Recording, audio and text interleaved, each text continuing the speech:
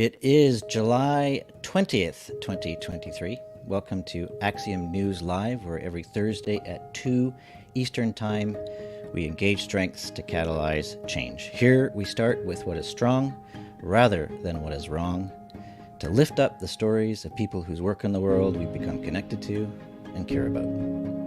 Our show today promises to be interesting news and conversation about the creation of more evolved approaches to finance and economics, practices that support community building, and the creation of the futures we all wish to inhabit. Today we are joined by Sean Loney, who is Senior Partner of Encompass Co-op and a founding member of the Axiom News Media Collaborative. Sean and I will be co-hosting today. We're also joined by Ryan Collins Swartz, who is co-executive director of Tapestry Community Capital, which has raised $100 million in community bonds since its inception. David LePage is rejoining us. David is managing partner of Bisocial Canada and author of Marketplace Revolution: From Concentrated Capital to Community Wealth. Bisocial Canada has just released a study and recommendations for removing barriers to diversity in supply chains. It's good to be here with all of you. Welcome. Thanks, Peter. Always fun to be here. Here. Let's begin with why it was that each of us said yes to joining this conversation today. Sean, we see that your camera is off, but do we have you? Sean is calling in from his cottage, so we might be dealing with forces of nature. All right, well, if not, why don't we go to you, Ryan? Sean invited you, and we've only just met 20 minutes ago. Why was it that you were willing to say yes and join us today? The first reason is that I know that when Sean should suggest something that I should do, I should probably do it, and he'll be connecting me with a very special group of people. Right. The second would be, there seems to be a really common understanding of a lot of the problems facing our world. But when you talk with people, not a lot of clarity on what the tangible solutions to those problems are. So very appreciative of your new network and platform as a way to talk about those solutions. Right on. Thank you. And David, you're back again. You said yes to give us an hour. Why? I think it's always so important that we continue to look at, it's like, how do we create this ecosystem that's going to create a new economy that's going to support healthy communities? And you create that platform, and I'm always engaged in that conversation with you, and to have Ryan's role from another piece of that ecosystem. I think this is the conversation that we have to keep having, because I think, as Ryan said, we have to move beyond the discussion of what could be to what are some pragmatic solutions to moving. So we're holding both the theoretical goal and that ideal, but we're trying, what are the pragmatic tools we need to actually shift that economic activity to move? And that's why we focus at Bisocial Canada on the demand side of the market, but that's only one piece. That's not the supply side, and that's not the finance side. So as we bring all this together, I think the conversation builds over time on a more wholesome ecosystem solution. Well, I had the pleasure of, Yvonne and I both did, of working with you on your book on the social value marketplace. And three very distinct components were the demand side, which is the procurement piece that you've been working on, I'll talk a bit about later. The supply side in enterprises and social enterprises. And the third big one, which Ryan, I imagine you'll be able to represent here today, is the social finance piece. And these are three big chunks of an ecology that provides a clear and pragmatic pathway to the worlds that we'd wish to inhabit. Sean, you're back. Wasn't that a smooth entry? Yeah. All right. We have a big production team here. Something obviously went wrong. It's nice to be together. All right. Do you want to say why it is you're coming out to play today? Yeah, I think we need a new narrative, and I think the future belongs to the storytellers, and we've been told one hell of a story the last 20 or 30 years. that love and compassion somehow shouldn't be embedded in how we normally do things. It's sort of something that's sort of off to the side and we do in our spare time. And I think today's conversation is really going to be showing how love and compassion can be embedded in the economy, and we can make it mainstream. And a lot of people struggling. There's lots of tools available that are really can make a difference quickly. So I'm excited looking at this screen with lots of experience and stories to tell. Right on. Okay. Thank you. So our format for today, we'll spend two 20-minute segments together. We'll start with focusing our attention on Ryan and the work that he's doing with Tapestry Community Capital. We'll invite Sean Sean will co-host or host that segment, and David and I will be there to interject and comment if we would like and wish.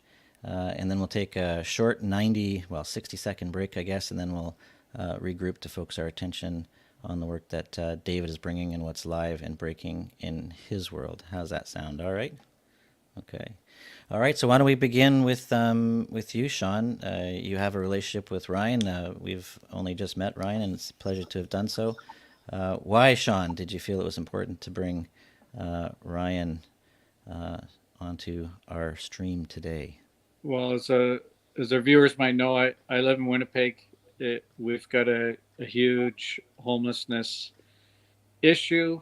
We also consume a lot of fossil fuels, and I just recognize that we need some new tools to change directions. And when you look around the country, Tapestry Capital's, I think, offering us a path forward.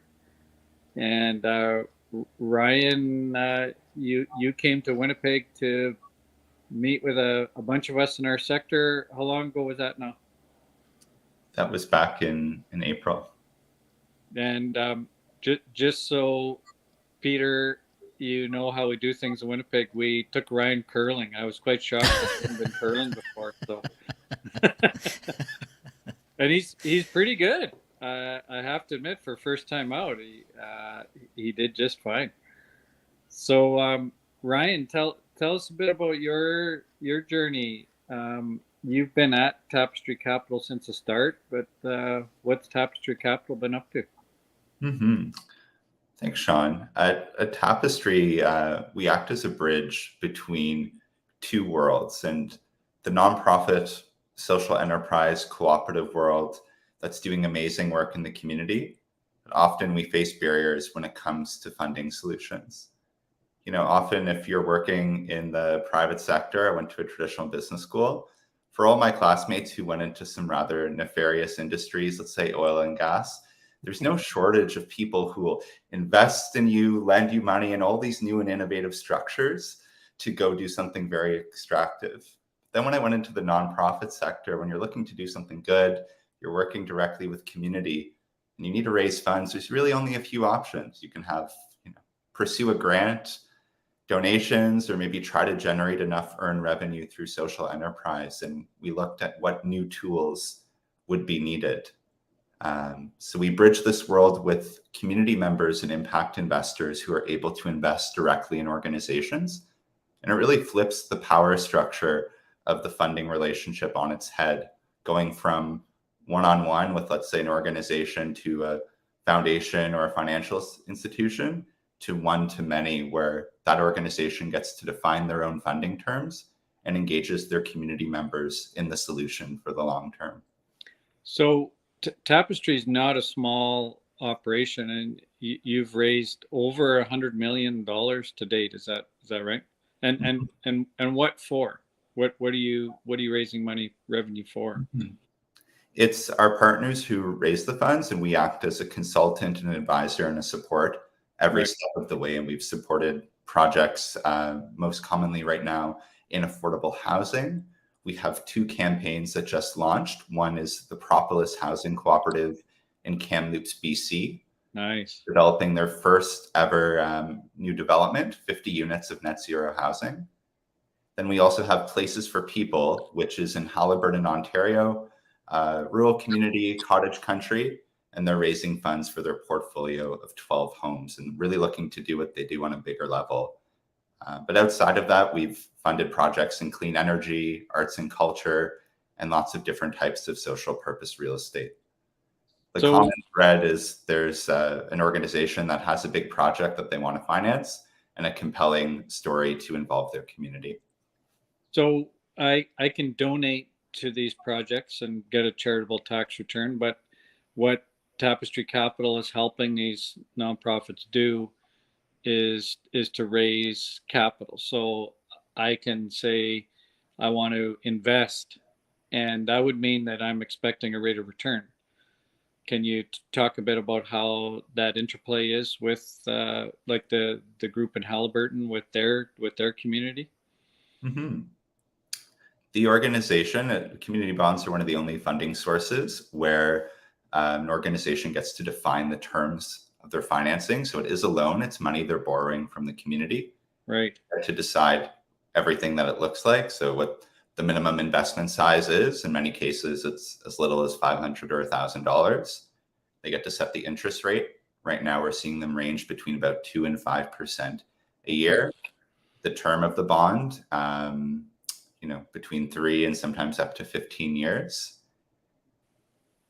So that's how it's typically plays out. And each organization would have usually a couple different options to make sure that as many people in the community can participate in the investment.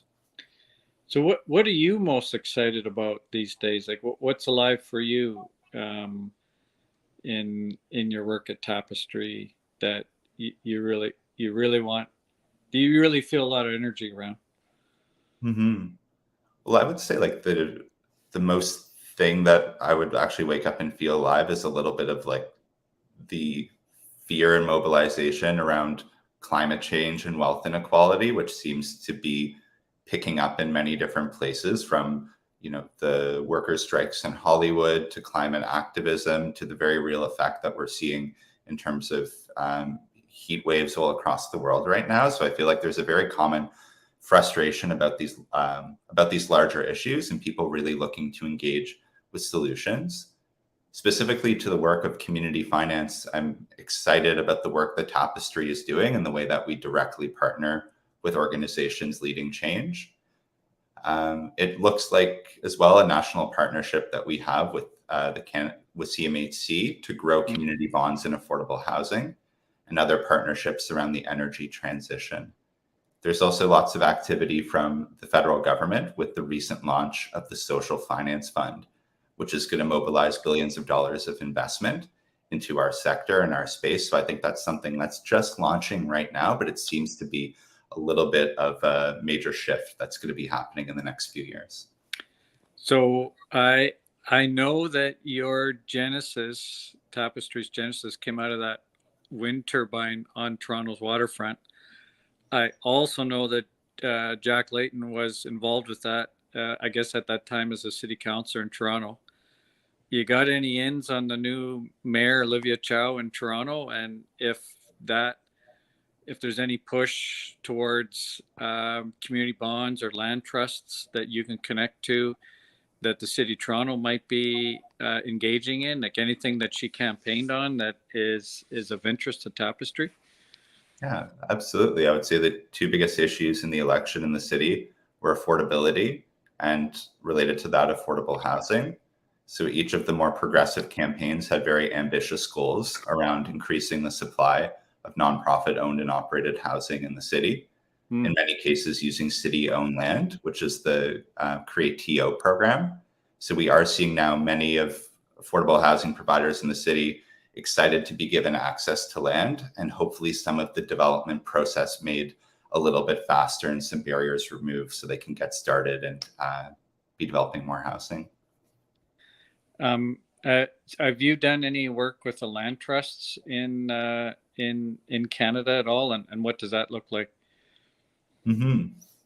Through the Housing Supply Challenge with CMHC, we have a national demonstration project program where we're partnering in many different communities to show how community bonds can be used to fund affordable housing, we're currently working with two land trusts, the Kensington Market Community Land Trust in Toronto, which is a very important cultural and historically immigrant neighborhood in the city, which is facing huge pressures around gentrification, and also the Ottawa Community Land Trust.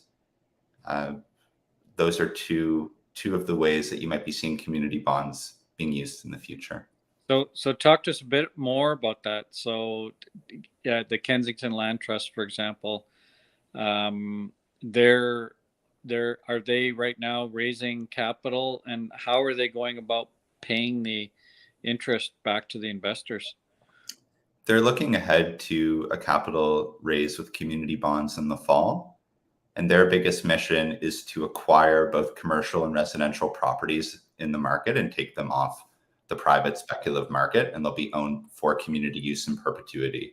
So essentially, they're buying properties, there would be commercial and residential rents that would go back to paying community members over time. And there's a huge amount of interest from both residents and people all across the country to invest in this initiative, to essentially purchase properties as they come available. Fantastic, Ryan. That's so awesome. I got the feels. Talk a bit about the role of foundations with community bonds. As our viewers might know, there's about 10,000 foundations in Canada. And it came as a bit of a surprise to me that 96% of their money isn't necessarily attached to their mission or their mandate. 4% is granted, and then 96% is invested. Are foundations interested at all in using community bonds to help them match their investments with their mandates? Yeah, absolutely. So foundations hold a lot of wealth in our country, and most, as a nonprofit sector, we usually know that 4% side. So the amount that a foundation grants and gives out every year. But recently, there's been a growing focus on the investment side, where those funds are going, which often in the past didn't align with their mission. So let's say organizations are granting around healthy outcomes for youth, but then those funds could be invested in Coca-Cola and McDonald's on the investment side. So there's a growing movement of foundations who are allocating more of their funds to align with their mission. Some, like the In Spirit Foundation, have a 100% impact investing portfolio, which is incredible. More and more foundations are both allocating greater funds towards impact, and that often means investing in community bonds. And we're also seeing foundations start to transfer funds from their endowment. So I believe the McConnell Foundation is transferring funds into another Indigenous-led foundation. And as well, like the Foundation for Black Communities was started last year, and several foundations transferred funds from their endowment funds for that use. So that's exciting as well, to see some of this change in power, and for organizations to want communities to have more agency in how these funds are used. So the last question I have, Peter and David, feel free to jump in, but where do you see Tapestry Capital, say, 5 years from now? There's obviously a trajectory. You started with a wind turbine on Winnipeg's waterfront. You've helped nonprofits raise over 100 million in capital for renewable energy, for supportive housing or nonprofit housing projects. What are we going to be looking at 5 years from now? How do you see Tapestry engaging the country? This is perfect, because we just had a team meeting this morning where we were doing some long-term strategic planning, and a part of that was around future visioning. The first area would be to think of the social sector as a whole, and I think this is where some of the conversations with David might go in a little bit, but just looking at a thriving, much larger social impact sector in Canada, more people working in the sector, more cooperative jobs, more community-owned assets. And then as a part of that, community finance is a mainstream mechanism by which people are able to invest in their community, and organizations face way less barriers in accessing funding. I think it would be a much more mainstream thing for people to be investing directly in their own backyards and in the causes that are meaningful to them. And I think with some of that community movement, it might even trigger some of the larger institutions, pension funds, and large asset holders who maybe have their investments working against the transition to clean energy or being put into real estate investment trusts, which remove existing affordable housing and might also direct their investments and participate in this movement. Can you say something, Ryan, about what it's like to be an investor in a community bond? Like, I feel like it's still a fairly new idea for many people. So, how do you go about engaging community members, and what's it like for them when they actually write a check to become an investor or a donor to a community bond? Yeah. Well, with a Tapestry bond project that we support, it's all online. So you're not writing a check. It's much like any other online banking transaction where you go in, you create a profile, you make an investment, and then over time, the interest payments go right into your bank account. But I would say, like, people don't just invest for the financial return. People invest because they want to be a part of a social movement and a part of something bigger than themselves. So often the community bond is just a starting point for someone as an investor to have more of a relationship with an organization and that cause. We often see community bond holders become public ambassadors, volunteers, and even board members of the organizations that they support. And Peter, there obviously is a learning curve because it is a new concept. However, it actually is probably the oldest concept of how banking used to be, of how, people would share their funds, and if something needed to happen in the community, those funds could be taken. One of the organizations we're partnering with on our affordable housing work, CP Planning, has an initiative called Partna, and it's a Jamaican term for community banking, and it just represents that oldest way of banking. And even in Kensington Market, that neighborhood where the land trust is, that's their oldest history around banking, is when Chinese and Jewish immigrants couldn't access the mainstream financial markets, they would loan money to each other and keep it within the community. Oh, interesting. So it's an old idea being dusted off and refreshed. It's how my go ahead. Van City Credit Union started with 7 families on the east side of Vancouver, could not get anybody to mortgage a home that they wanted to buy because they were in that neighborhood. So they created the credit union. And then you go back and start looking at some of the inner city work. I remember years and years ago, the community co-ops in the US, very similar kind of thing. Like, how do you keep that money in the community, invested in the community? So I think it's a marvelous tool because the multiplier effect is community. Ryan, we can go onto your website, and the Tapestry website directs us to investment opportunities. Is that correct? Mm-hmm. If you go to our social media and also the impact stories section of our website, you can see the different organizations we partner with and the projects they have on the go.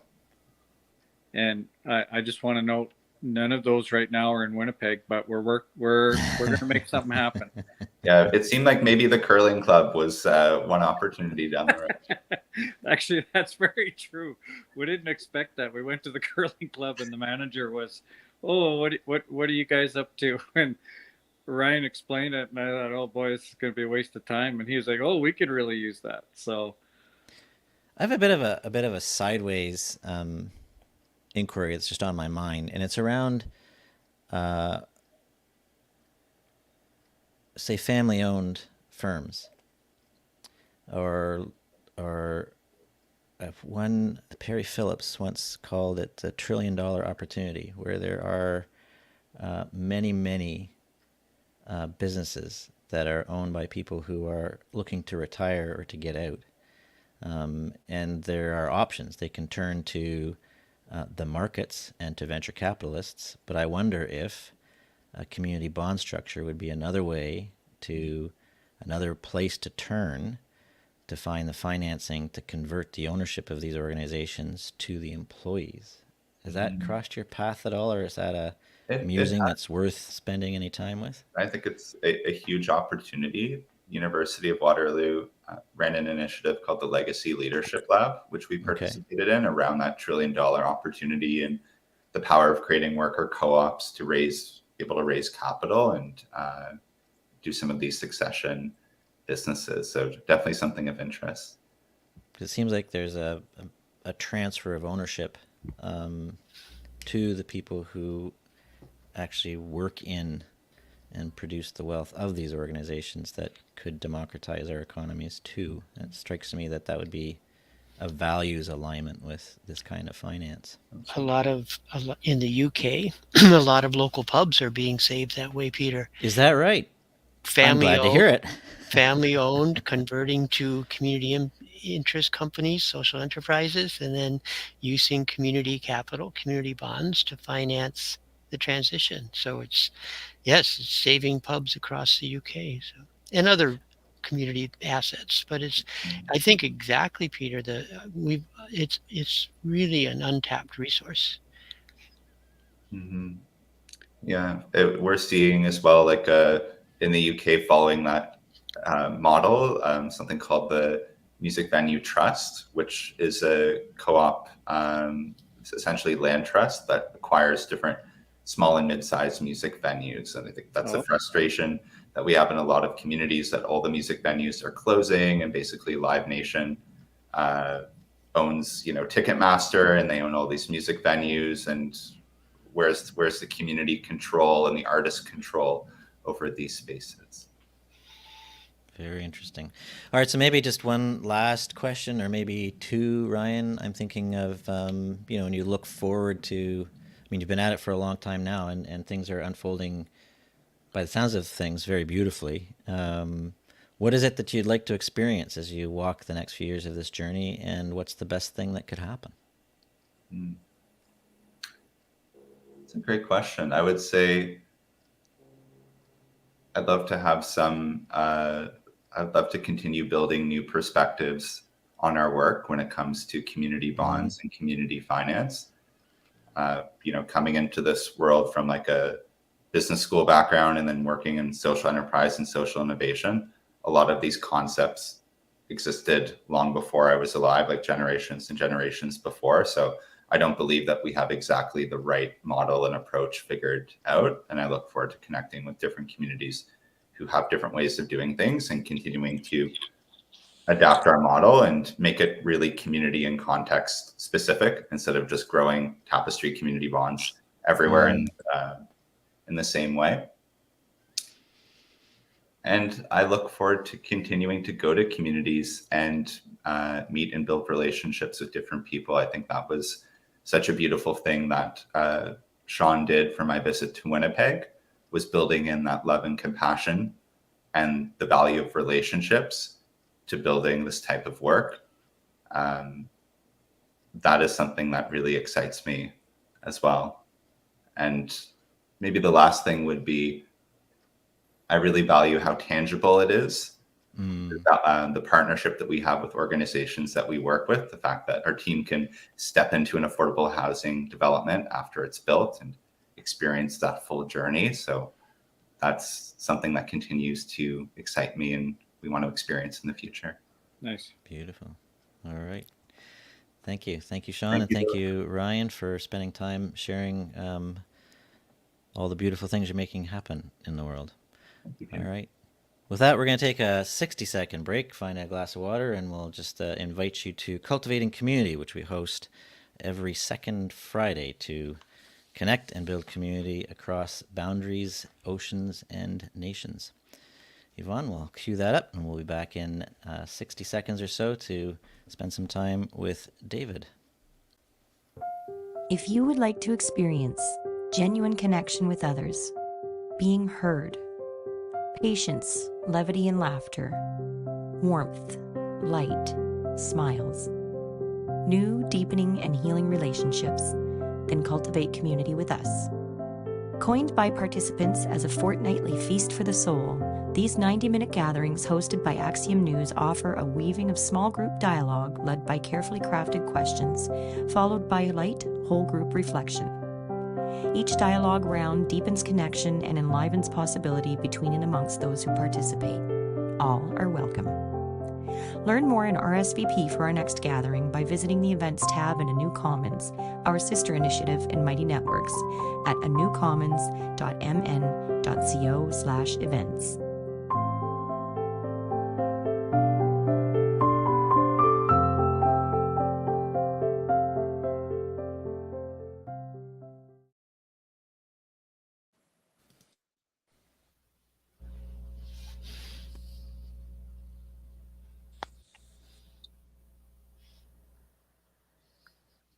Peter, you're muted.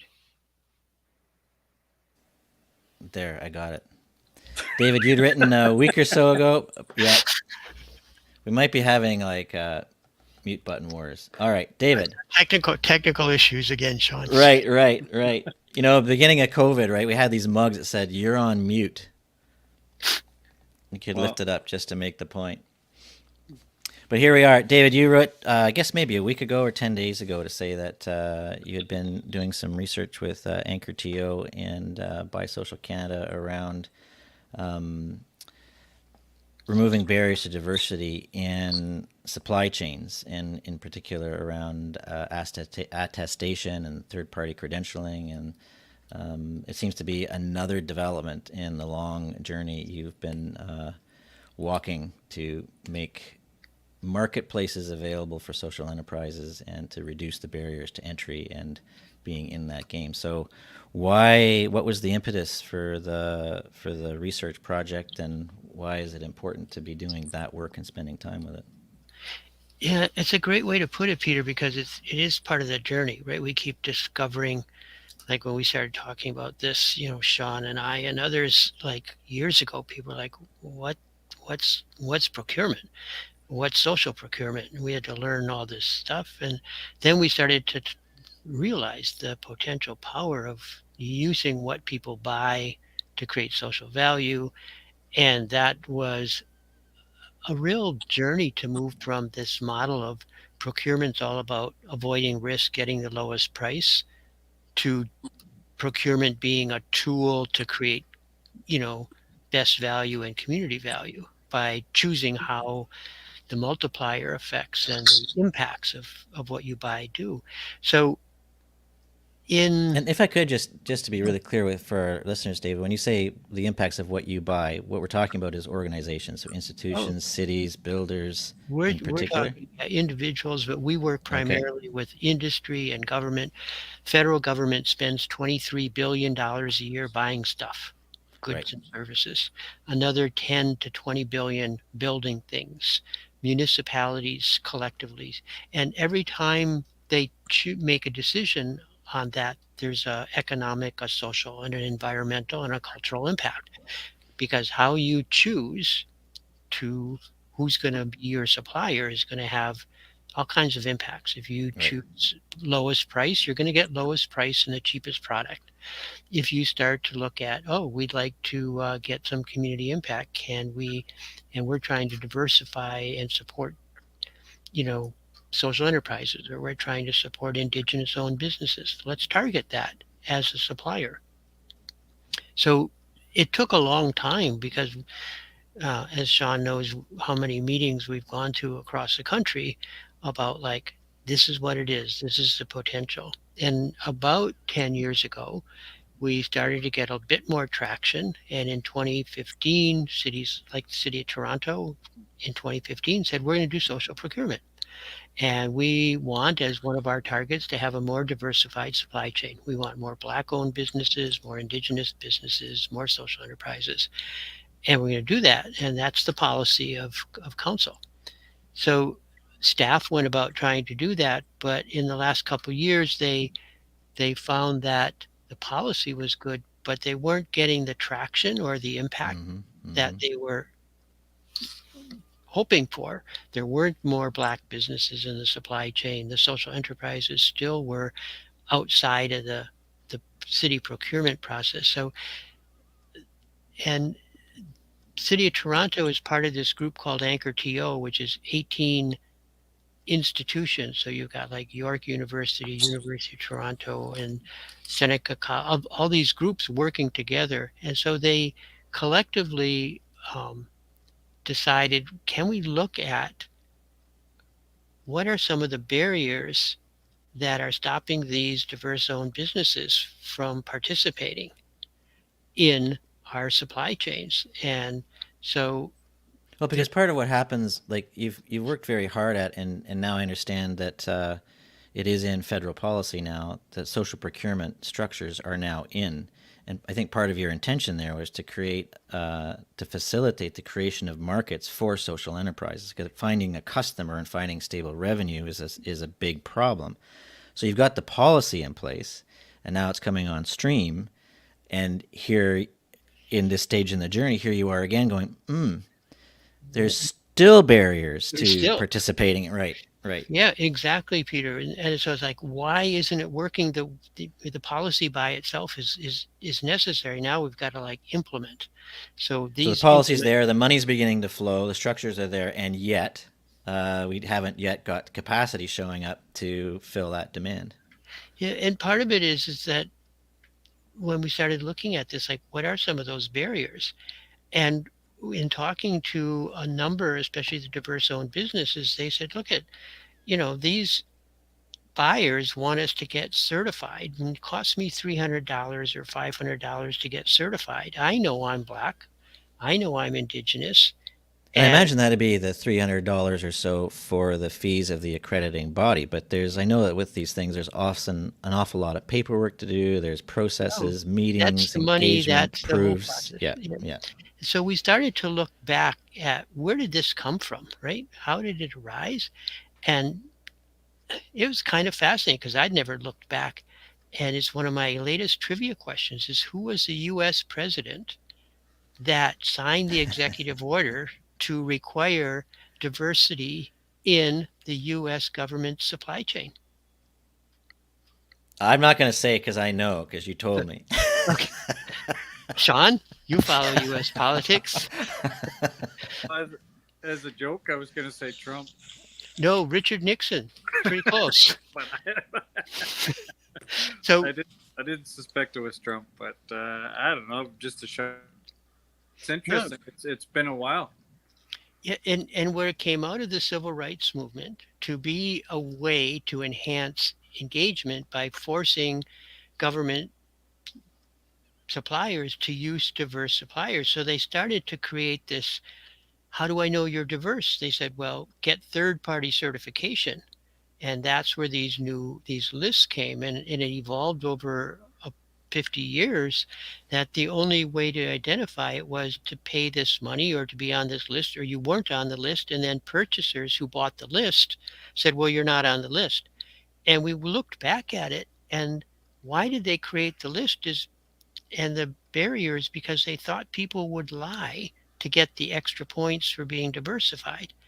And then we looked a little deeper and had some focus groups and some colleagues from the BIPOC community in a discussion, and the only people who are going to lie are white males. And then you go further and it's going to be straight white males. So one suggestion was only certify straight white males, because everybody else would be from an equity deserving group. And so the underlying racism that we just had to pull out of there became quite fascinating, because this idea of procurement as avoiding all risk also included, I can't afford to have someone lie. Well, wait a minute, who's going to lie? So we put the burden of proof on the groups that we were trying to include, the social enterprises, the indigenous businesses, the black-owned businesses, etc., and women-owned businesses. So we found that this becomes a barrier for small businesses, right? And so one solution is, let's move away from from this risk side to, what if we move to a trust-based model? And we said, tell us. And that's where self-attestation is. It's not a third party saying you are a person of color or you're a woman. It's like you telling us, and we trust you. And that gets you in the door. That removes that barrier from you being able to participate in a broader supply chain opportunity. And it's fascinating because you mentioned, Peter, the federal government just passed a policy. The federal government, in their new policy of best value, not lowest price, social procurement, is using self-attestation in their process. This means, though, that there's a big gap because those certifying bodies were also supporting networks and business improvement. So there's still going to be a huge gap for capacity support to make sure, just because we open the door doesn't mean the businesses are going to have the capacity to participate. So now we're going to have a gap of like, how do we support these smaller, diverse owned and social enterprises to participate in a supply chain model that's all brand new to them for most of them. Now, is that the sort of support and work that some of the accreditation bodies are already doing? Yeah, and they have been, but I think this Right. is where they're going to have to shift their model from certification to really, they're going to be the backbone of the success of this, right? Right. Provided people take you up on your recommendations. Well, I mean, the federal government's going that direction. All right. So We're it's seeing good signs. more and more corporations, like the bigger corporations, are just saying, we have to have trust. So you're seeing the Microsofts and some of the others. The ones that are mostly using it in Canada are the big banks, and it just came about. Everyone just said, this is what we need to do. But we see like York University they're not doing self-attestation, but they're not requiring third party. They're doing some verification on their own. So there's a trend to open up more opportunities. And York University actually has an open portal for anyone in the GTA to use to become on their social value supplier list, but any purchaser can sign an MOU and use the list as well. So it's an interesting breaking down of a barrier. And I'd like to, Sean, I don't know what your thoughts are on this because you've been really involved with those supply chains in Indigenous communities. But We need the You're on Mute mugs back. What I'm There we thinking go. about is he was thinking we just couldn't hear them. our relationship here in Winnipeg with Manitoba Housing. And they're probably one of the largest purchasers of goods and services from social enterprises. It's often about $6 million a year. We're working on growing that greatly, but I think that in addition to certification, it's going to the suppliers that Manitoba Housing wants. And, you know, we're not going to build a nuclear reactor, but what we want is for pieces to be broken down. So we might be really good drywallers or painters or tilers because we're looking for work that is really repetitive that people can get good at to allow them access to the labor market. Right. And so seeing these big purchasers talk to us before they put tenders out and say how we want to do business with you. We're willing to pay market rates. Can we talk? That's really the type of partnerships that we're looking for. Yeah, and I think that's what we're trying. This is one self-attestation becomes one more tool to motivate that kind of, we're opening doors, right? Opportunities, unbundling, all those pieces come in, but this self-attestation piece opened up a whole underlying problem that I don't think I ever dealt, because we were so concerned about getting on the journey, Peter, that once we got on the journey, we're like, oh my God, here's a big pothole that we didn't anticipate. And like, Right. Okay, how are we going to, or here's, I think Ryan used the term that they're a bridge, right? And now we're trying to find like, okay, well, how do we create those bridges for the target suppliers? Like Ryan is saying, well, if they need financing to do a big order, they're going to need financing that is not traditional financing, because we know like BDC and the banks will not talk to social enterprises. They seldom will talk to co-ops. And so if we start to move the procurement issue to a different set of suppliers, the financing tools are going to become really, really critical. Sure, contract in hand, it sort of offers some security to finance, and if that's community done, there's even more security in it. And it's more accessible because the banks aren't going to touch the social enterprise. Right, so these are two pretty big pieces then. So if there's new markets being created for social enterprise and you're dropping the barriers to participation in the supply chain, and we have social finance tools, this could really shift the economics of community in drastic ways. David, did I get the sense from what you were saying earlier that that purchasers seem willing and almost even ready to move to a trust-based approach? Yeah, I think we're... Or like what kind of response or reaction are you getting? Like, are you breaking up against something new, or are you naming something that's unfolding naturally?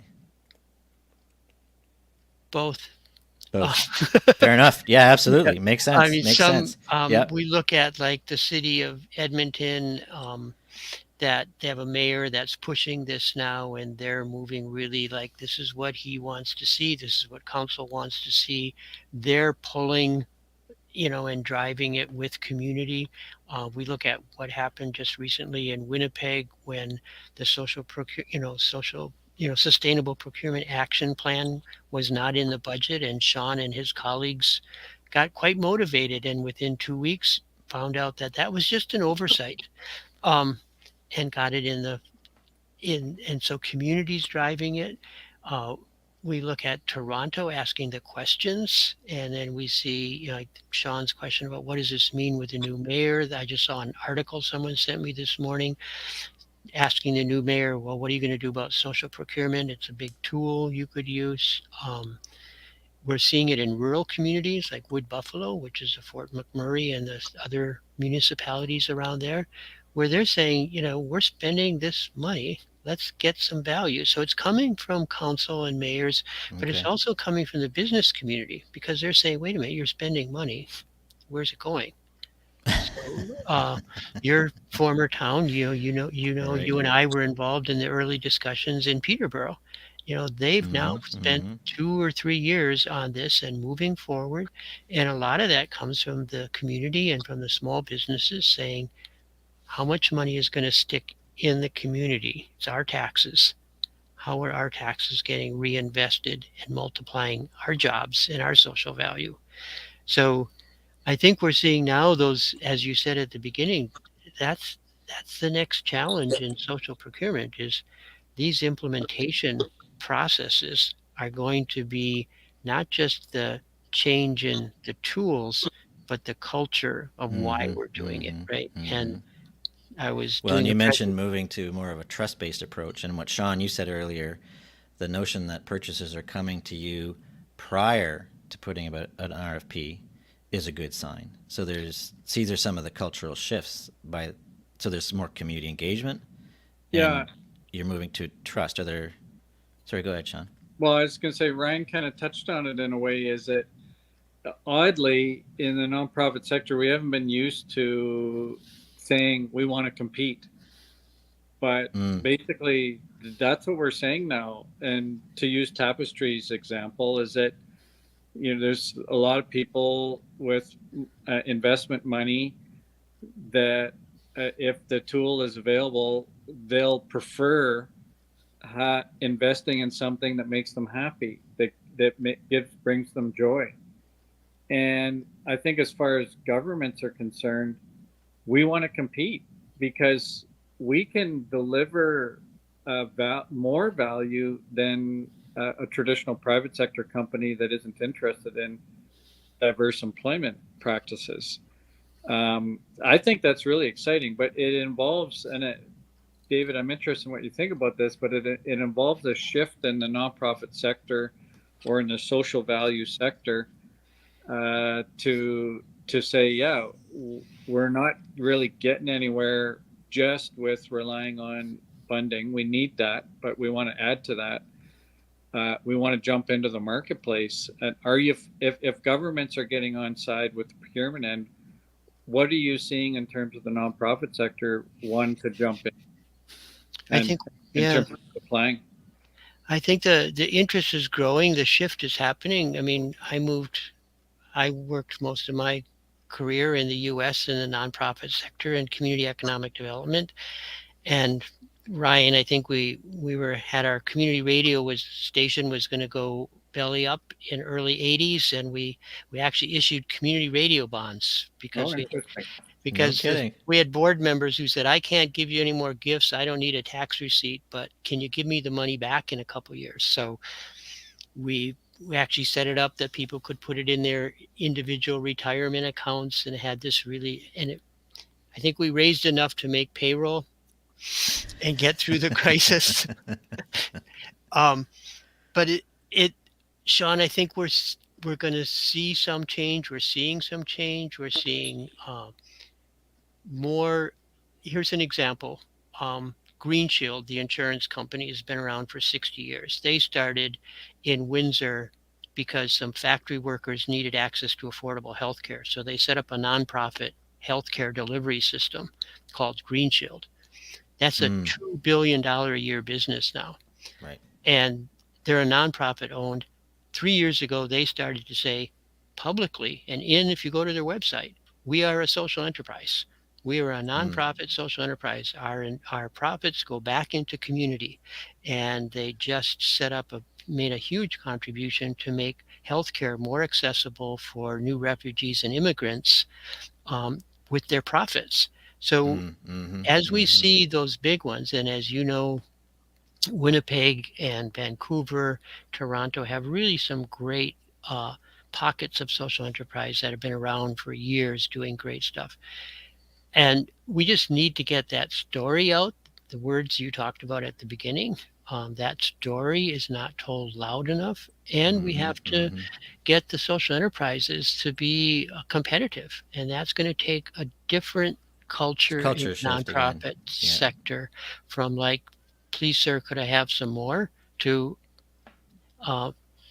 I laugh because Minister Gould was here last August and met with some social enterprises in the downtown east side, and she started to talk about the social finance fund and and 3 people interrupted her and said, "Oh, we know all about that. How can you get us some more contracts? We don't want any grants." Right. You know, never mind funding, get his contracts. We don't need financing until we have contracts. So can we talk? And quite often the relationship in a contract is a lot cleaner than the relationship in funding. And the cost of administering funding is very high. And the outcomes, people are seeing the outcomes. I mean, people are engaged, and it's just another whole segment on what's needed to move the social enterprise sector ahead. Well, I was going to ask you what's next, but I think we better bring. Can you say what's next in terms of the self-attestation work that you're doing and the advocacy? What's next for you, and then we'll have a group closing round. I think the biggest thing is we're adding it to the toolbox. We're adding it to the conversation. It's one more piece of shifting that culture of, that's going to be because once we get beyond that culture of it's all about lowest price to what's the greatest value, then we start to look for the tools that are necessary to have a different outcome than what we've been driving since the Europeans showed up, which is, an economy based on economic value only. Now we start to look at procurement from a community building thing. That's the shift. Big shift, right on. Okay, thank you, David. All right, so why don't we'll just have a bit of a closing circle on, and maybe Ryan, if you'd be willing, I'd call on you first to maybe reflect on either what's alive for you, having been part of our conversation, or what meaning has been made for you during our time together. I think it's been really helpful to listen to you, David, and hear about social procurement and connecting the dots between social finance and then social enterprise. I think quite often working in the social finance space, we can work a little bit in isolation, and it seems like the need to work a little bit more closely together and advocate together and mobilize together. Something that comes up for me. Wonderful. Thank you. Sean? Well, I actually think Tapestry Capital is in the social procurement basis. It's just that the product is investment. So I had thought about that until today. So I think that's a key learning for me. And as some of our viewers will know, we're in Winnipeg and Manitoba, we're pushing now to offer government some new products that haven't been made available before, such as reduction in police dispatches. And in some ways, the police procure new capacity to respond to growing social problems all the time. And what we're saying in the nonprofit sector is, hey, we'd like to compete with that. We think that supporting people and so that the police don't have to respond is a product that you can buy from us, and it's risk-free, and it's cheaper and much better value than what you're procuring now.